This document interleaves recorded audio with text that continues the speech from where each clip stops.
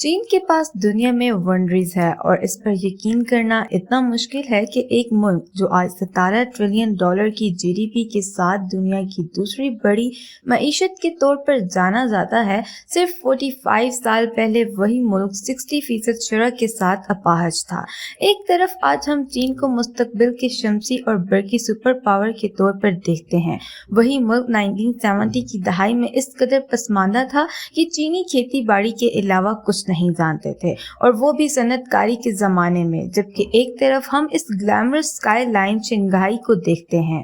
یہ تصور کرنا بہت مشکل ہے کہ کسی زمانے میں ملک کی معیشت اتنی خراب تھی کہ لاکھوں لوگ بھوک سے مر گئے۔ تو سوال یہ ہے کہ 1978 سے 2018 تک ایسا کیا ہوا کہ چین ایک غریب ملک سے عالمی سپر پاور بن گیا؟ اصل میں ان کی کاروباری اور سیاسی حکمت عملی کیا تھی جس نے انہیں اتنا طاقتور بنا دیا؟ یہ ایک کہانی ہے جو 1970 کی دہائی کے اواخر کی ہے۔ یہ اس وقت کی ہے جب ماؤ زی نے چین کی قیادت کی تھی، اور ماؤ کے دور میں ملک کی حالت اتنی خراب ہو گئی تھی کہ نازیوں نے تقریباً 15 افراد کو ہلاک کر دیا تھا۔ اسٹالن کے دور حکومت میں 20 ملین لوگ مارے گئے تھے، لیکن صرف ماؤ کے دور میں مرنے والوں کی تعداد 50 سے 80 ملین کے درمیان بتائی جاتی ہے، اور ان میں سے زیادہ تر فاقہ کشی کی وجہ سے مر گئے۔ اس کی بڑی وجہ کمیونٹی کے منفی اصول تھے جو ماؤ اور اس کے لوگوں نے اپنائے، اور یہ کہنے کی ضرورت نہیں ہے کہ یہ تمام پالیسیاں ناکام ہو گئی، اور چین 60% پارٹی ریٹ کے ساتھ اپاہج ہو رہا تھا۔ تو سوال یہ ہے کہ یہ ملک سپر پاور کیسے بن گیا، وہ بھی صرف 40 سالوں میں ہی؟ اس کا بہترین جواب اس کا تعلق ڈینگ زیاؤپنگ نامی شخص کی پالیسیوں کے ساتھ ہے، جس نے 1976 میں ماؤ کے انتقال کے بعد چارج سنبھالا۔ اپنی معیشتوں کو سمجھنے کے لیے متعدد ممالک کے دورے کرنے کے بعد ڈینگ زیاؤپنگ کچھ ایسی ناقابل یقین پالیسیاں سامنے لائے جنہوں نے چین کا چہرہ بدل کر رکھ دیا۔ سب سے زیادہ انقلابی پالیسیوں کو اوپن ڈور پالیسی کہا جاتا ہے۔ اس پالیسی کے تحت انہوں نے خصوصی اقتصادی زون کے نام سے ایک چیز قائم کی، اور یہ ترقی کا ماڈل بھی کچھ ایسا ہے جسے ہندوستان آگے بڑھانے کی کوشش کر رہا ہے۔ تو آئیے یہ سمجھنے کی کوشش کریں کہ ایک خصوصی اقتصادی زون کیسے کام کرتا ہے۔ ہم کہتے ہیں کہ ایپل ایک کمپنی ہے جو امریکہ میں کام کر رہی ہے، جس نے ہر چیز کا خیال رکھا ہے، لہٰذا ایڈیشن، ڈیزائن، مینوفیکچرنگ اور اس کی ڈسٹریبیوشن کا کام امریکہ میں ہی کیا گیا تھا۔ لیکن 1970 اور 80 کی دہائیوں تک جب امریکہ میں لیبر کی لاگت میں اضافہ ہونا شروع ہوا تو اس قسم کی کمپنیوں نے اپنی لیبر کو آؤٹ سورس کرنا شروع کر دیا، جیسے کہ مینوفیکچرنگ اور اسمبلی میں ابھرتی ہوئی مارکیٹوں کو آؤٹ سورس کرنا شروع کر دیا گیا، کیونکہ ان ابھرتی ہوئی مارکیٹوں میں مزدوروں کی لاگت بہت زیادہ تھی۔ انتہائی سستا کیونکہ ان ممالک میں زیادہ تر لوگ غربت میں رہتے تھے، اس لیے ان کے لیے تھوڑی سی بھی آمدنی بہت زیادہ تھی۔ اس طرح امریکی کمپنیوں کو سستی مزدوری مل گئی اور اس ملک کے لوگوں کو آمدنی کا ذریعہ مل گیا۔ لیکن آپ جانتے ہیں کیا لوگوں، ایپل جیسی کمپنی کے لیے سب سے بڑا چیلنج مزدوری نہیں بلکہ دیگر بڑے اخراجات تھے، جیسے زمین کی تعمیر کا کارخانہ خریدنا، مشینری درآمد کرنا اور خام مال درآمد کرنا۔ اور اس وقت ہندوستان جیسے غیر آزاد ملک میں اس قسم کی غیر ملکی سرمایہ کاری کی یا تو اجازت نہیں تھی یا درآمد ڈیوٹی زیادہ سے زیادہ 100 تھی۔ لیکن اسپیشل اکنامک زون میں کسی خاص ملک کی حکومت ان چاروں لاگت کی رکاوٹوں کو ختم کرنے کے لیے خصوصی مراعات دیتی ہے، جیسے ان پٹ ڈیوٹی، زمین کی تعمیر اور خام مال کی درآمد۔ اس معاملے میں چین جیسا ملک ایپل کو کہے گا کہ ہم آپ سے آپ کی مشینوں پر صرف 1% امپورٹ ڈیوٹی لگتی ہے، تو آپ کو 99 سال کی لیز پر زمین دیتی ہے، اور وہ بھی 110 لاگت پر۔ اور تیسری بات یہ کہ ہم آپ سے خام مال پر کم از کم صرف 1% درآمدی ڈیوٹی وصول کریں گے، جو آپ کو کرنا ہے فیکٹری کی تعمیر میں کم از کم $10 ملین یا اس سے زیادہ کی سرمایہ کاری کریں اور کام شروع کریں۔ بعض صورتوں میں حکومت 3 سال کے لیے منافع پر ٹیکس بھی ختم کر سکتی ہے اگر کمپنی کو وقفے کے لیے وقت درکار ہو۔ اس کے بعد بھی اگر مین لائن میں ٹیکس 33 ہے، اسپیشل اکنامک زون میں یہ صرف 15% ہوگا۔ یہی وجہ ہے کہ دنیا بھر سے سینکڑوں کمپنیاں اپنا مینوفیکچرنگ ہب قائم کرنے کے لیے جوک در جوک چین آنا شروع ہو گئیں۔ اب سوال یہ ہے کہ ایسی کمپنیاں، اس سے ایپل کو کیا فائدہ ہوتا ہے؟ یہ ٹھیک ہے، لیکن اگر چین ایپل جیسی जैसी बड़ी कंपनियों को इतनी बड़ी टैक्स छूट देता है तो चीन कैसे अच्छी तरह से पैसा कमाता है।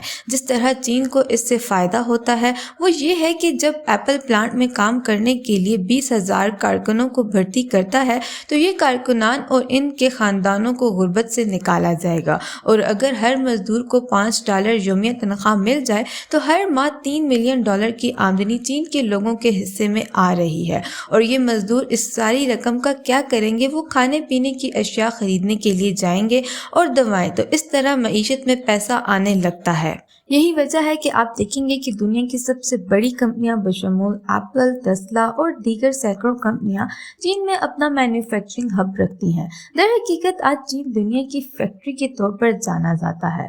पूरी दुनिया के 20% से ज़्यादा मैन्युफैक्चरिंग खुद चीन में हो रही है। अब जब मैं ये कहूँगी कि सस्ती लेबर और चीन, ज़्यादातर लोग कहेंगे हाँ भाई, तो क्या कोई सस्ती मजदूरी देकर सही तरक्की कर सकता है? क्योंकि बांग्लादेश, वियतनाम, इंडोनेशिया यही कर रहा है। लेकिन आप जानते हैं कि चीनियों ने सस्ती मजदूरी के साथ दुनिया की फैक्ट्री बनने के अलावा और क्या नहीं रोका। चीनी हुकूमत के पास अपने आलमी तसल्लुत के लिए इंतहाई मुस्तकबिल का नुक्ता नज़र है, और ये देखना बिल्कुल हैरानकुन है कि वो हकीकत में इसके दो बेहतरीन मिसालों के बारे में कहाँ तक सोच सकते हैं। सोलर और ईवी इंडस्ट्रीज। सोलर्स और ईवी इंडस्ट्रीज हैं जो आप 1990 की दहाई में इस चार्ट को देखते हैं कि अमेरिका आलमी पीवी सेल मार्केट में 40 से ज़्यादा शेयर्स के साथ सोलर में सबसे आगे था। लेकिन फिर कुछ पागलपन हुआ, बाद में यूएस का शेयर 10 से भी कम हो गया और चीन और ताइवान ने 2010 तक आलमी मार्केट का 50% से ज़्यादा हिस्सा अबूर कर लिया। अब अगर आप सोलर पैनल बनाने के अमल को देखें तो आप देखेंगे कि ये पहले हमारे पास पॉलीसिलिकॉन जैसे पिघलाकर अंगूठों की शक्ल दी जाती है, फिर अंगूठों को काट कर वेफर्स में डाला जाता है, खुलियात, और आखिर में खुलियात को तैयार शुदा सोलर पैनल्स में जमा किया जाता है। और अंदाज़ा लगाएं कि 2021 तक चीन ने पूरी दुनिया के पॉलीसिलिकॉन का 80% से ज़्यादा और तकरीबन 98 वेफर्स अंगूठ पैदा किए हैं। ये सवाल उन तमाम ममालिक से बाहर है जो आज खड़े हैं चीन ने कैसे किया। अजारादारी बनने इसका जवाब अब इस चार्ट में मौजूद है। अगर आप 2000 की दहाई के अवाइल में शमसी तवानाई की पैदावार की लागत को देखें तो ये 750 फी मेगावाट घंटा थी, जबकि कोयले से तवानाई पैदा करने की लागत 120 से 150 तक थी।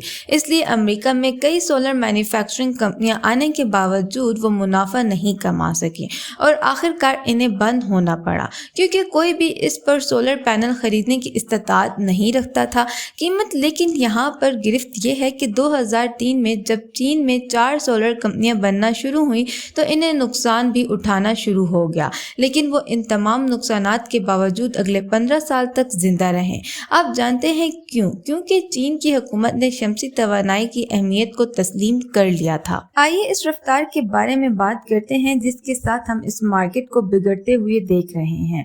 हम इसी वक्त 16% से ज्यादा नीचे गिर चुके हैं, तकरीबन 18.8%। ये वॉल स्ट्रीट बदतरीन दिन था।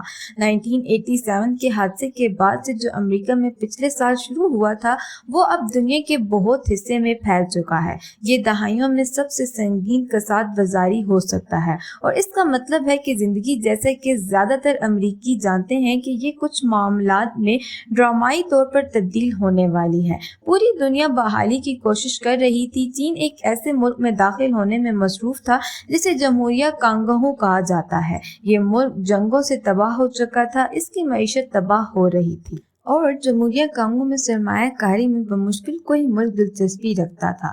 लेकिन अचानक चीन इस मुल्क के साथ इंतहाई दोस्ताना हो गया और कांगो में इंफ्रास्ट्रक्चर की तरक्की के लिए $5 बिलियन का कर्जा फराहम कर दिया। अब सवाल ये है कि कोई कांगो जैसे मुल्क में सरमायाकारी क्यों करेगा, और वो भी कसाद बाजारी के दौरान। ये पता चलता है कि जमहूरिया कांगो में दुनिया की सबसे बड़ी कोबाल्ट कान मौजूद है।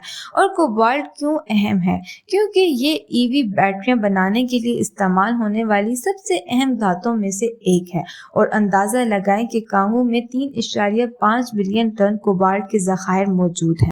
اور یہ کانیں اس قدر قیمتی ہیں کہ ان میں پوری دنیا کے کوبالٹ کے 51 ذخائر ہیں، لیکن 2008 میں کسی نے کوبالٹ خریدنے کی ذمت نہیں کی۔ لیکن یہ تب ہے جب چینیوں نے موقع دیکھتے ہوئے کانگو کے ساتھ معدنی معاہدے کے لیے انفراسٹرکچر پر دستخط کیے، جس کا مطلب تھا کہ چین کانگو کو پیسے اور قرض دے گا اور بدلے میں کانگو چین کو دھاتیں اور معدنیات نکالنے کے حقوق دے گا۔